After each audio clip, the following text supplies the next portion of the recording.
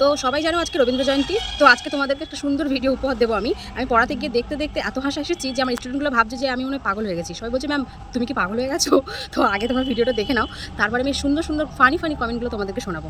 তো চলিए শুরু করতে हैं। তো তোমরা আগে ভিডিওটা পুরো দেখে নাও, তারপরে সুন্দর সুন্দর ফানি কমেন্ট করবো। আমি রবীন্দ্রনাথ ঠাকুর।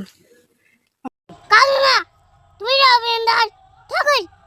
তাহলে আমি আম্মানি।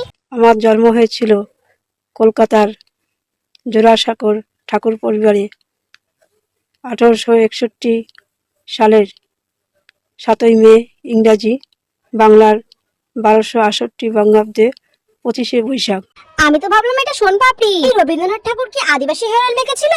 রবীন্দ্রনাথকে ঝুটবিলা কাজ করতেন? রবীন্দ্রনাথের কপালে দাড়ি ছিল নাকি? আমি তো ভাবলাম সোনপাপড়ি সেজেছেন। মাসি তুমি মনুষ্যতা হারিয়ে ফেলেছো। রবি ঠাকুর কোনোদিন লিপস্টিক পরতো না। বিশ্বাস করুন, আমি ভেবেছিলাম আমি তালিয়াটি বলবেন।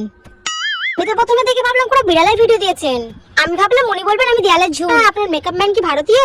রবীন্দ্রনাথ ঠাকুর না, জানি দুশ্মন মুভির রোবট। তো ভাবলাম সত্যি রবীন্দ্রনাথ। অভিনয় সেটা তো বুঝতেই পারিনি। রবীন্দ্রনাথ ঠাকুরের এত কপাল খারাপ, কপালে দাড়ি গজিয়েছে দেখে মরা মানুষ জ্যান্ত হয়ে যাবে। মাথাটা সজোরে সিলিন্ডারে ঢুকে দিলে এইসব মহাপুরুষ দিনের নাটক বেরিয়ে যাবে। অভদ্র মহিলা না দেখে কখনো কেলাননি। বলছো কবে নাগাদ